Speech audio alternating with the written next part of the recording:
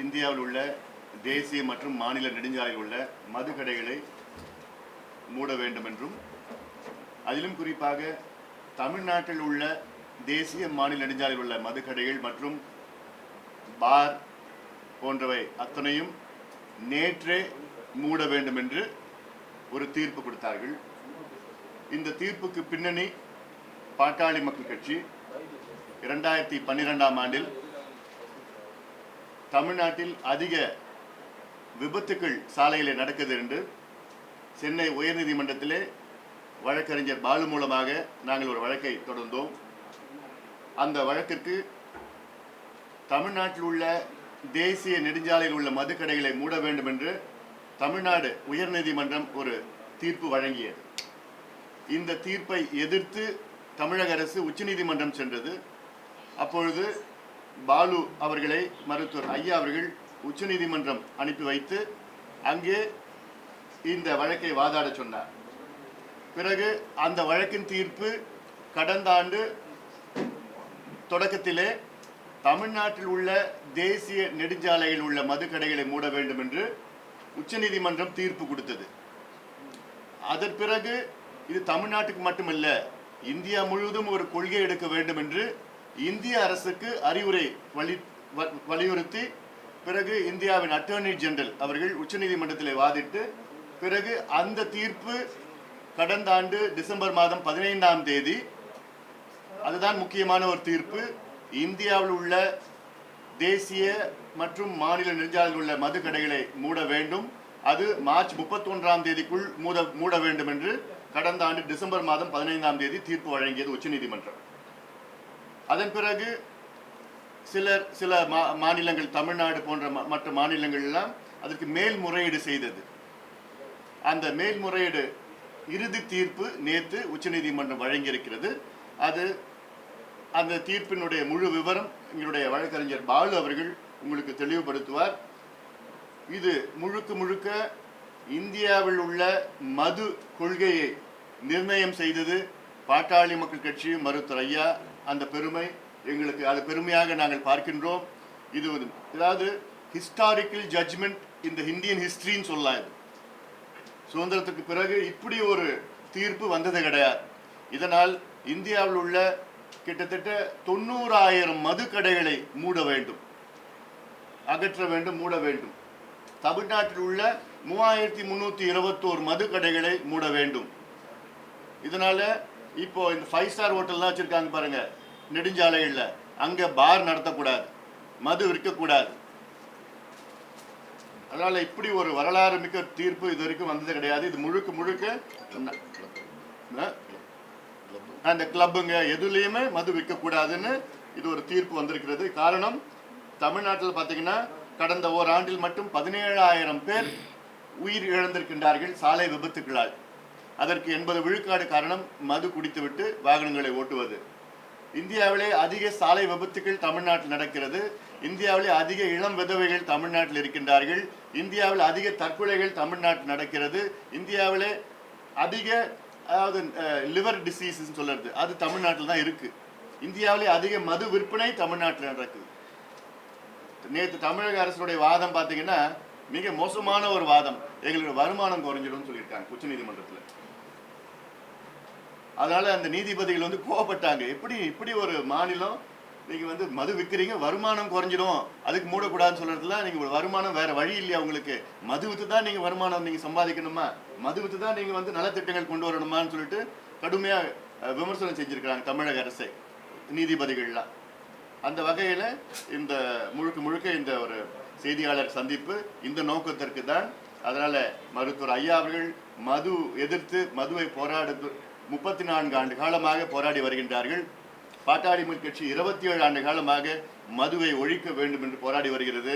எங்களுடைய இலக்கு பூரண மது விலக்கு தமிழ்நாட்டில் கொண்டு வரணும். அது பத்திரிகை நண்பர்கள் உங்களுக்கு தெரியும், தொடர்ந்து நாங்கள் மட்டும்தான் இந்த மதுவை ஒழிக்க வேண்டும் என்று தொடர்ந்து போராடி வருகின்றோம். அதுக்கு முக்கிய காரணம் என்னன்னா, ஒரு காலத்தில் மது அருந்துகின்ற வயது 40ஆக இருந்தது முதலாக, பிறகு 30ஆக குறைந்தது, 29, 25, 19, 15, இன்று 13. முதலாக இன்றைக்கு தமிழ்நாட்டில் 13 வயசுல தான் அவன் முதல்ல மது குடிக்கிற ஆரம்பிக்கிறான். இது ஆய்வு. அதனால் 13 வயசுனா குழந்தை, பள்ளிக்கூடம் படிக்கிற குழந்தைகள். காரணம் இருக்கு, அரசாங்கம் மது விற்குது. இது வந்து அரசாங்கத்தோட வேலை கிடையாது. அதனால தான் தொடர்ந்து கடுமையாக நாங்கள் மதுவை எதிர்த்து போராடி வருகின்றோம். எங்களுக்கு தமிழக அரசு உடனடியாக மூடி இருக்க வேண்டும். நேற்று இரவே மூடி இருக்க வேண்டும். அப்படி மூடவில்லை என்றாலும் நாங்கள் நிச்சயமாக சட்ட ரீதியிலே நாங்கள் சந்திப்போம். The state of Tamil Nadu represented by Secretary Appellants, Respondent Balu and ANR versus Balu. இது பாலு ஆக பாராட்டுக்குரிய ஒருவர். இங்கே சென்னை உயர்நீதிமன்றத்தில் நாங்கள் போட்ட வழக்குக்கு சாதகமான தீர்ப்பு வந்த உடனே அடுத்த நாளே தமிழக அரசு உச்சநீதிமன்றத்துக்கு போனாங்க. போய் நல்லா வாங்கி கட்டிக்கினாங்க. என்ன உளர்னாங்கன்னா, முந்தா நாள்னு நினைக்கிறேன், இது 25,000 கோடி வருமானம் வருது, இதை வச்சு தான் நாங்கள் ஆட்டுக்குட்டி 4 ஆட்டுக்குட்டி, அப்புறம் வந்து இட்லி வடை, அம்மா இட்லி அம்மா வடை, அப்புறம் என்னென்னமோ கொடுக்குறோம். அதாவது இது நலவாழ்வு திட்டங்கள், தமிழ்நாட்டு மக்களுக்கான நலவாழ்வு திட்டங்கள் இதில் தான் கொடுக்குறோம் அப்படின்னு சொன்னாங்க. அதுக்கு அவங்க ரொம்ப கோவப்பட்டாங்க. இதை வச்சு தான் கொடுக்குறீங்களா, இது ரொம்ப என்ன சொன்னாங்க, இதை வைத்து ஏற்றுக்கொள்ள முடியாது, இதை ஏற்றுக்கொள்ள முடியாதுன்னு சொல்லி நீதிபதிகள் சொன்னாங்க. இப்போ நான் பாலுக்கு உடனே சொன்னேன், அடுத்த நாள் விவாதம், நான் சொன்னேன் பாலுக்கு, குஜராத்தில் பூரண மது விலக்கு வருது இருக்குது, சுதந்திரம் வாங்கினதுலேருந்து, காந்தி பிறந்த மண்ணில். அதே மாதிரி நிதிஷ்குமார் இப்போ கொண்டு வந்திருக்கார், ஏப்ரல் 1 தேர்தல் வாக்குறுதியை நிறைவேற்றியிருக்கார். அங்கெல்லாம் இந்த நலவாழ்வு திட்டங்கள் எதை வச்சு பண்ணுறாங்க அப்படின்றத நீங்கள் உங்கள் இதில் சொல்லுங்கள் அப்படின்னு சொன்னேன். அதே மாதிரி சொல்லியிருக்காரு. அந்த வகையில் இப்போ பாலு அவர்களுக்கு இதை உச்சநீதிமன்றம் சென்று ஒரு சிறப்பான, அதாவது இந்திய வரலாற்றில் ஒரு முக்கியமான உச்சநீதிமன்றம் ஒரு வரலாற்று சிறப்பு மிக்க பல தீர்ப்புகளை வழங்கியிருந்தாலும் கூட இன்றைய காலகட்டத்தில் இது மிக முக்கியமான ஒரு தீர்ப்பாக பார்க்கப்படுகிறது, இந்திய அளவிலே பார்க்கப்படுகிறது. ஆனால் ஒரு வருத்தம் என்னென்னா,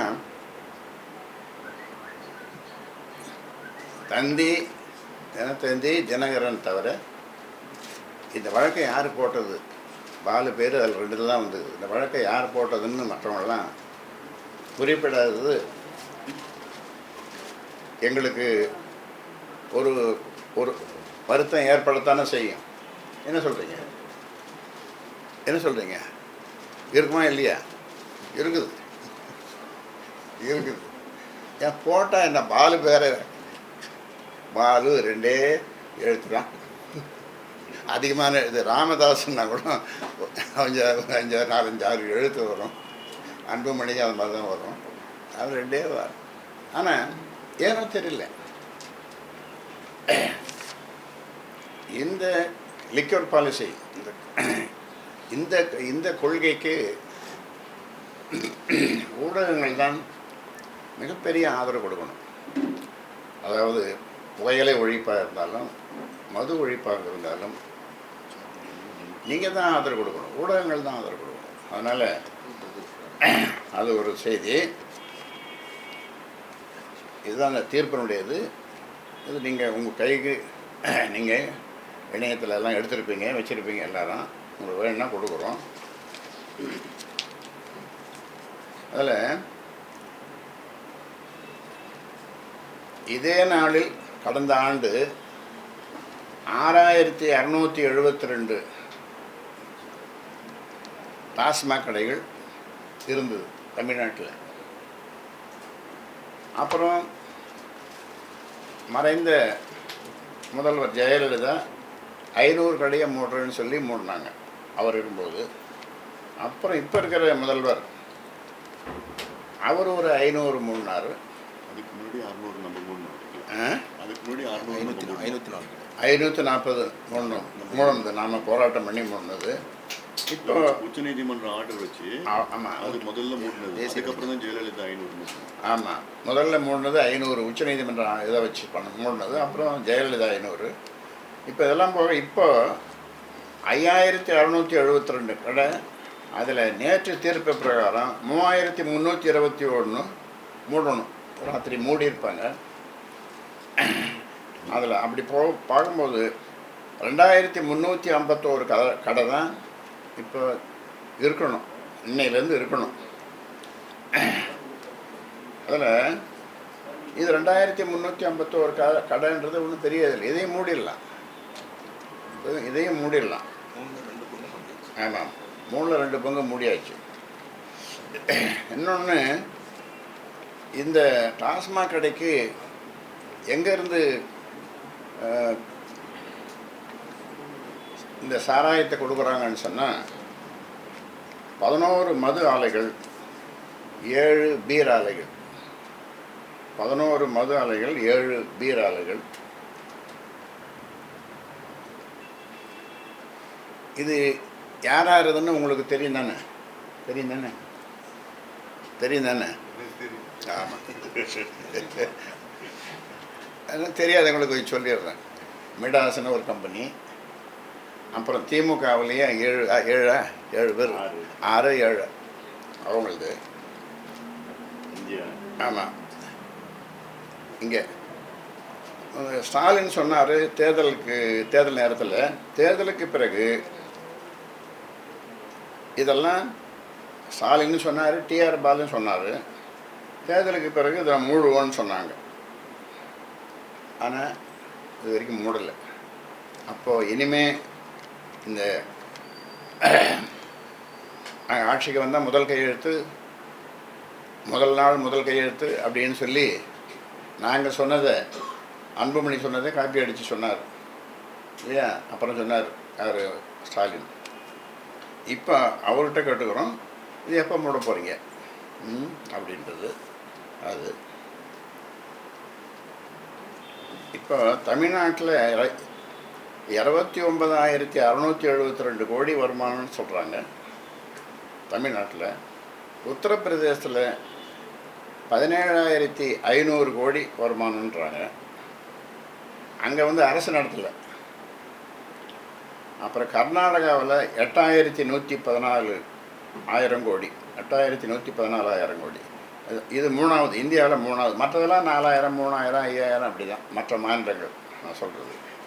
அப்போ தமிழ்நாடு இந்த சாராயம் விற்கிறதுல வழிகாட்டுது. தொழிலில் கடைசி, வேளாண்மையில் கடைசி, எல்லாத்துலேயும் கடைசியாக இருக்குது, எல்லாத்துலேயும் கடைசியாக இருக்குது. வேலைவாய்ப்பில் கடைசி, எல்லாத்துலேயும் கடைசி. ஆனால் சாராயத்தில் மட்டும் முதல்ல இருக்குது.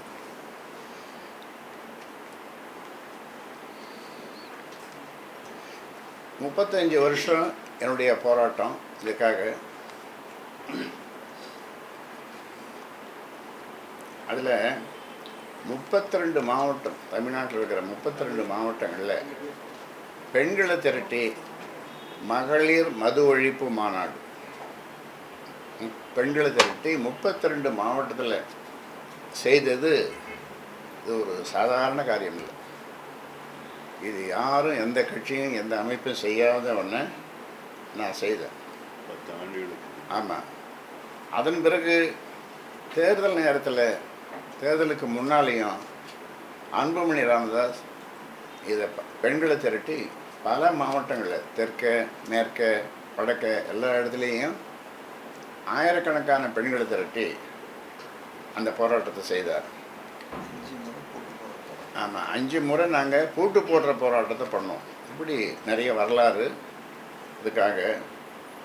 ஏன்னா நாங்கள் செய்ததெல்லாம் இந்த வேலையை செய்ததெல்லாம் மகாத்மா காந்தியினுடைய கொள்கை, தந்தை பெரியாருடைய கொள்கை, ராஜாஜினுடைய கொள்கை, காமராசருடைய கொள்கை, ஓபி ராமசாமி ரெட்டியாருடைய கொள்கை, குமாரசாமி ராஜாவனுடைய கொள்கை, அறிஞர் அண்ணாவனுடைய கொள்கை, இவ்வளோ பேருடைய கொள்கை. எல்லா மதமும் அதை தான் சொல்லுது. சாராயம் போது கூடாதுன்னு சொல்லி எல்லா மதத்தினுடைய கொள்கை. ஆனால் இவ்வளோ பேருடைய கொள்கையும் மீறி இவர்கள் தமிழக அரசு முந்தைய ஆட்சியாளர்கள் இப்பொழுது இருக்கிறவங்களாம் இதை வெற்றி இதன் மூலமாக தான் வருமானம் வராங்கன்னு உச்சநீதிமன்றத்திலேயே போய் பதிவு பண்ணிட்டாங்க. இது தமிழ்நாட்டிற்கு ஏற்பட்ட ஒரு தலைகுனிவு, அவமானம். இதை வச்சு தான் நாங்கள் நல்வாழ்வு கொடுக்குறோம், நல்ல வாழ்வு கொடுக்குறோம் அப்படின்றது இது. ஆக உலக அளவில் இந்த ஒரு லிக்கர் பாலிசி எப்படி இருக்கணும்னு சொல்லி வேர்ல்டு ஹெல்த் ஆர்கனைசேஷன் அவங்க ஒரு இது சொல்லியிருக்கிறாங்க. உலக அளவிலேயே பண்ணணும்னு சொல்லியிருக்கிறாங்க. இந்திய அளவிலேயே நடுவண் அமைச்சராக இருந்தபொழுது அன்புமணி அதற்காக ஒரு முயற்சி பண்ணதில்லை. National alcohol policy, national alcohol policy அப்படின்னு சொல்லி ஒரு தேசிய மது கொள்கை அப்படின்னு கொண்டு வந்தார். உங்களுக்கு அதே மாதிரி புகையிலை வேர்ல்டு ஹெல்த் ஆர்கனைசேஷனில் ஃபஸ்ட்டு நான் தான் ரெசல்யூஷன் கொண்டு வந்தேன். நான் அதாவது அக்டோபர் 2ஆம் தேதியிலேருந்து வேர்ல்டு நோ ஆல்கஹால் டே அப்படின்னு அனௌன்ஸ் பண்ணேன். வேர்ல்டு நோ டொபாக்கோ டே வந்து May 31. World no alcohol day October 2 கொண்டு வரணும்னு ரெசல்யூஷன் போட்டு 36 நாடுகளை சப்போர்ட் பண்ணி அது அடுத்த வருஷமும் 2 வருஷமும் தொடர்ந்து கொண்டு வந்தோம் ரெசல்யூஷன். இவ்வளவு நாங்கள் பண்ணியிருக்கிறோம். உலக அளவில் நாங்கள் வழிகாட்டுறோம், இந்திய அளவில் வழிகாட்டுறோம், வழக்கு போடுறோம், எல்லாம் பண்ணுறோம்.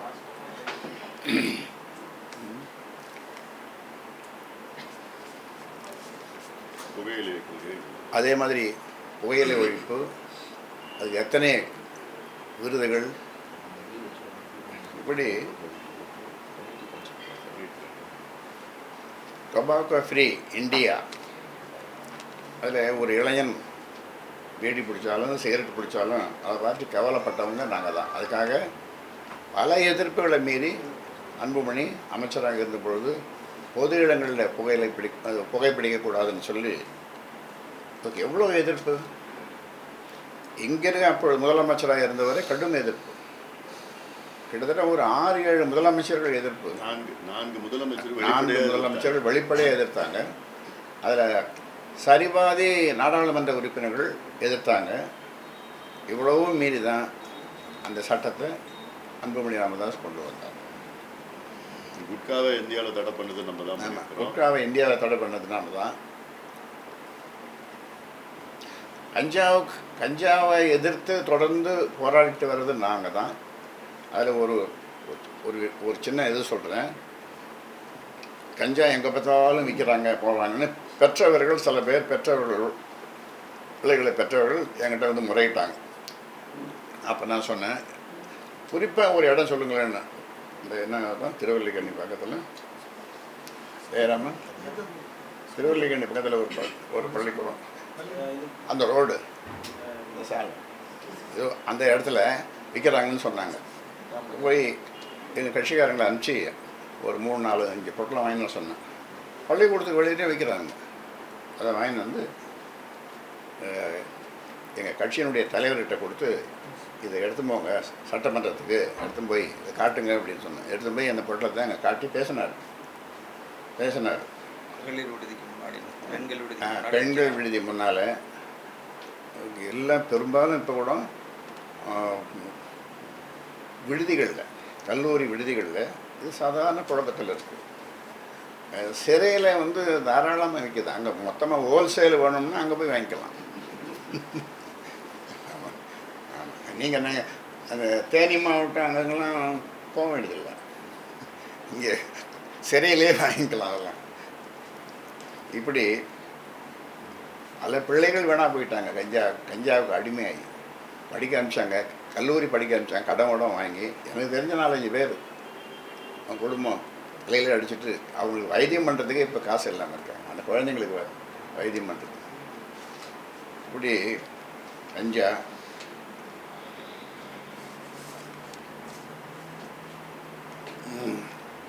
இப்போ கேள்வின்னு சொல்லும்போது ராதாகிருஷ்ணன் நகர் தேர்தலை பற்றி கேள்வி கேட்கக்கூடாது. நேற்று ராத்திரி இதை பற்றியெல்லாம் நிறைய பேசிட்டோம்.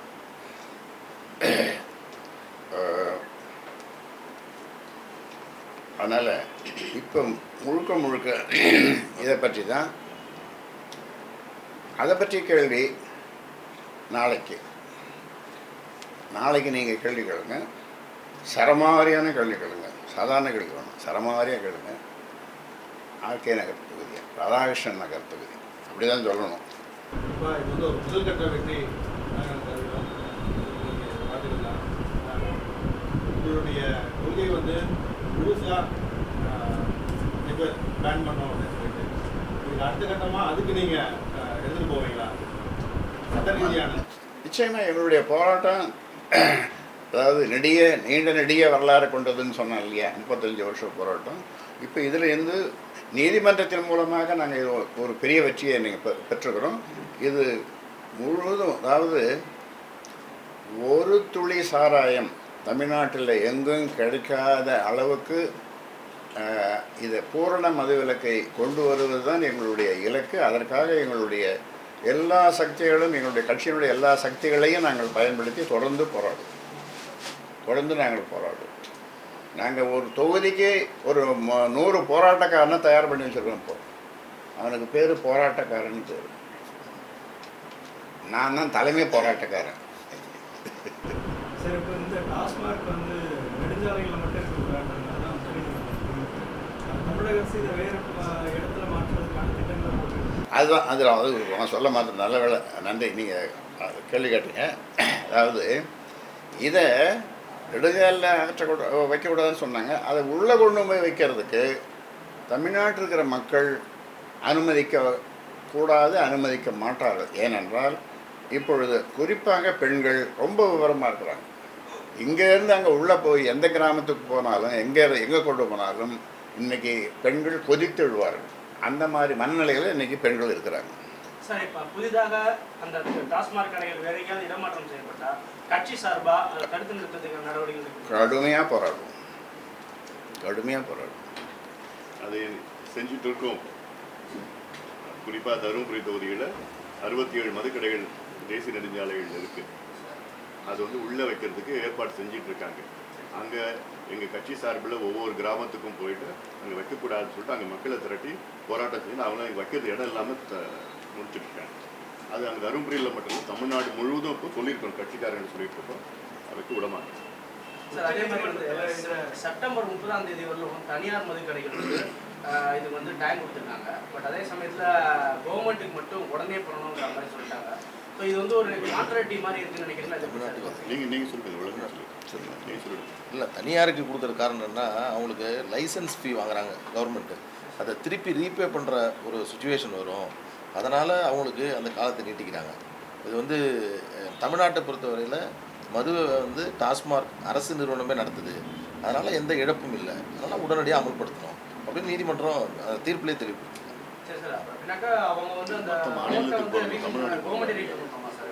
ஆமாம், இப்போ அவங்களுக்கு வந்து இப்போ எத்தனை மாதம்னு சொல்லி அத்தனை மாதத்துக்கான லைசன்ஸ் ஃபீயாக அவங்கள்ட்ட வாங்குறாங்க தனியார்கிட்டருந்து. அப்போ அந்த மாதம் வரைக்கும் நடத்தலைன்னா அந்த மீதி தொகையை திருப்பி தரணும்ல, அது ஒரு இழப்பாக போயிடும் அப்படிங்கிறதுக்காக டெபாசிட் தான். இது வந்து மற்ற மாநிலத்துக்கு தான் இது பொருந்தும். அதுவும் இந்த தீர்ப்பு வழங்கின டிசம்பர் 15ஆம் தேதிக்கு முன்னாடி லைசன்ஸ் கொடுத்து இருந்தால் மட்டும்தான் அதுக்கு பொருந்தும். அதற்கு பிறகு லைசன்ஸ் கொடுத்துருந்தாங்கன்னா அது இன்னையோட முடிஞ்சது. சார், மது சம்பந்தமான உச்சநீதிமன்றத்தினுடைய நிலைப்பாடு என்ன? நீங்கள் இந்த நெடுஞ்சாலையை தவிர்த்து ஒட்டுமொத்தமாக மதுவிலக்குக்கு எடுக்கிறதுக்கான வழக்கு எதுவும் தொடுக்கிறதுக்கான திட்டம் இருக்கா? அதில் உச்சநீதிமன்றத்தினுடைய வழிகாட்டு இது சம்மந்தமாக ஒரு வழக்கு நானே போட்டேன் உச்சநீதிமன்றத்தில். அப்போ என்ன சொன்னாங்கன்னா, இது வந்து இந்திய அரசு முடிவெடுக்க வேண்டிய இது அப்படின்னு சொன்னாங்க. அப்போது இப்போ இந்திய அரசுக்கு நாங்கள் நெருக்கம் கொடுப்போம். தொடர்ந்து எங்களுடைய நாடாளுமன்ற உறுப்பினர் இது வரைக்கும் இது சம்பந்தமாக நான் 3 முறை நாடாளுமன்றத்தில் நான் பேசியிருக்கிறேன். பிரதமரை 2 முறை சந்தித்து அவர்களுக்கு கடிதமே கொடுத்துருக்குறேன். நீங்கள் குஜராத்தில் கொண்டு வந்தீங்க, இந்தியாவிலே இது கொண்டு வாங்க அப்படி பிரதமரை 2 முறை சந்தித்து நான் சொல்லியிருக்கிறேன். நான் நாடாளுமன்றத்தில் எல்லாமே மற்ற சக எம்பிக்கெல்லாம் பாராட்டினாங்க பேசுனதெல்லாம். நான் சொன்னேன், ஆர்டிகல் 47 ஆஃப் த கான்ஸ்டிடியூஷன் அது வந்து தெளிவாக இருக்குது. அதில் என்னென்னா, all the states should enforce prohibition until unless for medical purposes இருக்குது. அதை பேஸ் பண்ணி தான் பிரதமரையும் சந்தித்து இப்போ நாடாளுமன்றத்திலையும் பேசியிருக்கிறோம். தொடர்ந்து நாங்கள் பேச போகிறோம், வலியுறுத்துறோம். சட்ட ரீதியாக நாங்கள் போக போகிறோம், அரசியல் ரீதியாக நாங்கள் போக போகிறோம், மக்களை திரட்டி போராட்டம் பண்ண போகிறோம். தொடர்ந்து நாங்கள் செஞ்சுக்கிறோம். சார் இப்போ மதுவுக்கு ஒரு முக்கியமான கேஸ் போடுறீங்க. இதே மாதிரி இந்த சிகரெட், பீடி இந்த மாதிரி விஷயத்துக்கும் வந்து தடுக்கணும் அப்படிங்கிற மாதிரி அடுத்த கட்டமாக சுப்ரீம் கோர்ட்டில் வேறு ஏதாவது பெட்டிஷன் போடுறதுக்கான வாய்ப்பு இருக்குங்களா சார்? ஏற்கனவே வந்து அந்த ஃபோட்டோஸ்லாம் போட்டிருக்காங்க பயங்கரமாக இருக்குன்னு சொல்லிட்டு, இருந்தாலும் டோட்டலாக எராடிகேட் பண்ணுற மாதிரி இருக்குது. பட் நீங்கள் எந்த திரைப்படம் பார்த்தாலும் அல்லது தொடர் பார்த்தாலும் அதில் அது கீழே மட்டும் மது உடலுக்கு, உயிருக்கு, வீட்டுக்கு கேடுன்னு ஒன்று போட்டுட்டு, அது ஒரு இதை போட்டுட்டு உடனே அவமானு குடிக்கிறான், அவமானு போய்க்கிறான். சொன்னது பார்த்தீங்கன்னா, நான் அமைச்சரான நேரத்தில் முதல் கொண்டு வந்தது வந்து திரைப்படங்களில் அல்லது தொலைக்காட்சிகளிலே புகைப்பிடிக்கின்ற காட்சிகள் இருக்கக்கூடாதுன்னு தான் முதல்ல கொண்டு வந்தது. அதுக்கு கடுமையாக எதிர்ப்பு வந்தது. துறையிலேருந்து மகேஷ் பட்டு இவங்கெல்லாம் போய் பல வழக்குகள்லாம் போட்டாங்க. அதுக்கப்புறம் பெரிய எதிர்ப்பு, ஷாருக் கான்லாம் எதிர்த்தாங்க, எல்லாம் பண்ணிட்டு இருந்தாங்க. அப்புறம் அதுக்கு நீதிமன்றம் போச்சு. அதெல்லாம் அதன் பிறகு வந்து பொது இடங்களிலே புகைப்பிடிக்கக்கூடாதுன்னு சட்டத்தை கொண்டு வந்தார். அது வந்து ஒரு இயக்கமாக மக்கள் இப்போ வந்து அது ஒரு நல்ல ஒரு பெரிய அளவில் வந்திருக்கு. அது வந்து ரொம்ப எனக்கு ஒரு திருப்தியாக இருக்குது. ஏன்னா பொதுமக்களே வந்து அது ஒரு இயக்கமாக ஒரு ட்ரெயினில் யாராவது போகிறாங்கன்னா புகைப்பிடிச்சா சட்டம் இருக்குது பிடிக்கக்கூடியது சொல்லி மக்களே செய்கிறாங்க. அதன் பிறகு எச்சரிக்கை விளம்பரங்கள், புகையிலை பொருட்கள், பீடி உள்ளிட்ட புகையிலை பொருட்கள் எச்சரிக்கை விளம்பரங்கள்லாம் கொண்டு வரணும்னு அது கடுமையான எதிர்ப்பு எனக்கு இருந்தது. அதை வெளியில் சொல்ல முடியாது, அவ்வளோ எதிர்ப்பு இருந்தது. சக அமைச்சர்கள் எதிர்த்தாங்க, அரசியல்வாதிகள் எல்லாம் எதிர்த்தாங்க, தூண்டி விட்டாங்க, எல்லாம் பண்ணாங்க. ஆனாலும் கொண்டு வருவோன்னு ரொம்ப ஒரு தீர்மானமாக கொண்டு வந்தது, சண்டை போட்டு கொண்டு வந்தது. அதில் இன்னைக்கு ஓரளவுக்கு இருக்குது. அது இன்னைக்கு வந்து 85 விழுக்காடு புகையிலை பொருட்களில் வந்து எச்சரிக்கை விளம்பரங்கள் வந்து இருக்கணும்னு சொல்லி 85 விழுக்காடு. என்னுடைய நோக்கம் நெகட்டிவாக இருக்கணும், எதுவுமே விளம்பரமே இருக்கக்கூடாது. இது இந்த சிகரெட், இது இந்த பிடி இருக்கக்கூடாது, சும்மா பேக்கேஜிங் இருக்கணும். எங்களுடைய மைய கருத்து எங்களுக்கு இருக்கவே கூடாது, பொருளே இருக்கக்கூடாது. இப்போ பூட்டானில் இல்லை, பூட்டானில் வந்து புகையிலை பொருட்களே இல்லை. அந்த இது இந்தியாவில் வரணும். ஏன்னா ஒரு ஆண்டுக்கு 10 லட்சம் பேர் வந்து புகையால் இறக்கின்றார்கள். 10 லட்சம் பேர். மதுவால் இந்தியாவில் பார்த்தீங்கன்னா 18 லட்சம் பேர் இறக்குறாங்க மதுவால் ஒரு ஆண்டுக்கு, நேரடியாக மறைமுகமாக. தமிழ்நாட்டில் ஒரு ஆண்டுக்கு மதுவால் 2 லட்சம் பேர் இறக்குறாங்க. இவங்க சொல்கிறாங்க வருமானம் 29,000 கோடி மதுவில் வருமானம் சொல்கிறாங்க. ஆனால் இழப்பு எவ்வளோ தெரியுங்களா? 1,24,000 கோடி பொதுமக்களுக்கும் அரசாங்கத்துக்கும். வருமானம் மட்டும் பார்க்குறாங்க இவங்க. அதனால் புகையிலை பொருட்கள் வந்து நிச்சயமாக தொடர்ந்து இதெல்லாம் இப்போ குட்காவை தடை பண்ணது நான் தான். ஆனால் அதுக்கு என்ன பண்ணிட்டாங்க, 7 நீதிமன்றத்தில் கேஸ் போட்டாங்க. கவுஹாத்தியில் ஒன்று, நாக்பூரில் ஒன்று போட்டாங்க. நாக்பூர்னா அந்த மகாராஷ்டிரா இன்னொரு நீதிமன்றம் நாக்பூரில், அங்கே போட்டாங்க. கர்நாடகாவில் போட்டு இது சுப்ரீம் கோர்ட் கொண்டு வரதுக்கு 4 வருஷம் ஆயிடுச்சு எனக்கு. ஆனால் அந்த நல்ல வேலை சுப்ரீம் கோர்ட்டில் நீதிபதி வந்து ஒரு நல்ல நீதிபதியாக இருந்தாங்க, அவங்க நல்ல தீர்ப்பு கொடுத்தாங்க. அதனால் இது வந்து ஒரு கடுமையான ஒரு போராட்டம். தொடர்ந்து இந்த புகையை வந்து செஞ்சுட்டு வந்துடும். இன்னைக்கு அதை வந்து நடைமுறைப்படுத்துகிறாங்களா? பொது இடத்துல புகைப்பிடிக்க கூடாது நடைமுறைப்படுத்த தமிழ்நாடு அரசு இல்லை. ஆனால் அது எனக்கு பின்னாடி வந்த அமைச்சர்கள் பார்த்தானா அவங்க வந்து திரைப்படங்களில் பிடிச்சிட்டு போங்க, ஒரு ஸ்க்ரோல் போட்டால் போதும்னு சொல்லிட்டாங்க. நான் வந்து முழுமையாக தடையே பண்ணேன். அதனால் எனக்கு பிறகு வந்தவங்க கொஞ்சம் டைல்யூட் பண்ணி அதெல்லாம் போட்டு என்னென்னமோ செஞ்சுருக்கிறாங்க. அதனால் நாங்கள் இது சட்ட ரீதியில் கொண்டு போவோம். இப்போ உங்கள் மூலயமா ஒரு வேண்டுகோள், அதாவது திரைத்துறையில் இருக்கிறவங்களுக்கும் தொலைக்காட்சியில் இருக்கிறவங்களுக்கும் அந்த ஒரு இது போட்டுட்டு அப்புறம் பிடிக்கிறது இது பண்ணுறது, அது போடாமே இருக்கலாம். அது போட்டுட்டு அது இது பண்ணுறது, இது விஷம் ஆனாலும் குடிக்கலாம், விஷம் ஆனாலும் குடிக்கலாம். அதே மாதிரி தான் இதுவும், அதுக்கு பெரிய வித்தியாசம் கிடையாது. அதனால் உங்கள் மூலயமா வேண்டுகோள் வைக்கிறேன், தொலைக்காட்சி திரைப்படம் தயாரிக்கிறவங்களாம் அதுக்கு முன்னால் சொல்லுவாங்க, என்ன தெரியுமா சொல்லுவாங்க, நாங்கள் அப்போ ஒரு பெரிய இயக்கமே நடத்தணும், அதெல்லாம் பழைய கதையெல்லாம் சொல்லக்கூடாது. அதில் இந்த கதை எழுதுகிறவங்களுக்கு தண்ணி அடித்தா தான் கதை எழுத வரணும். அப்போது தண்ணி அடித்தா தான் கதை எழுத வரணும். தண்ணி அடிச்சுக்கிறது கூட சேர்ந்துன்னா கூட இதுவும்னா வெண் சுருட்டு தான் வாயில் வச்சுக்குவாங்க. வாயில் வச்சுன்னு இந்த பக்கம் இது அப்போ கதை எழுதுறதுக்கு. இப்போல்லாம் அப்படின்னு இப்போ அப்படின்னு இப்போ கதையை எழுத வேண்டியது இல்லையா? சரி, உங்களுடைய வேண்டுகோள் ஏற்றுக்கிட்டு ரஜினி அவருடைய படத்துல அவாய்ட் பண்ணியிருக்காரா? அதை நீங்க எப்படி பார்க்குறீங்க? ஆமாம், அவருக்கு என்னுடைய நல்ல நண்பராகிட்டார். என்னுடைய நல்ல நண்பர் சொன்னதெல்லாம் நாங்கள் அவர் ஏற்றுக்கினார், நண்பராகிட்டார். அவங்களுடைய ரசிகர்களுக்கு போன வருஷமோ முந்தான வருஷமோ சொன்னார், இதெல்லாம் பண்ணாதீங்க, இனிமேல் செய்யாதீங்க அப்படின்னு நல்ல அறிவுரை சொன்னார். நாங்கள் வேண்டுகோள் வச்சோம். அன்புமணி ரொம்ப வேண்டுகோள் வச்சார். ஒரு சில நடிகர்கள் வந்து கடைபிடிக்கிறாங்க. நடிகர்கள் வேண்டுகோள் ஏற்று ஒரு சில நடிகர்கள் வந்து நடிகர்கள் செய்கிறாங்க. செய்யறாங்க.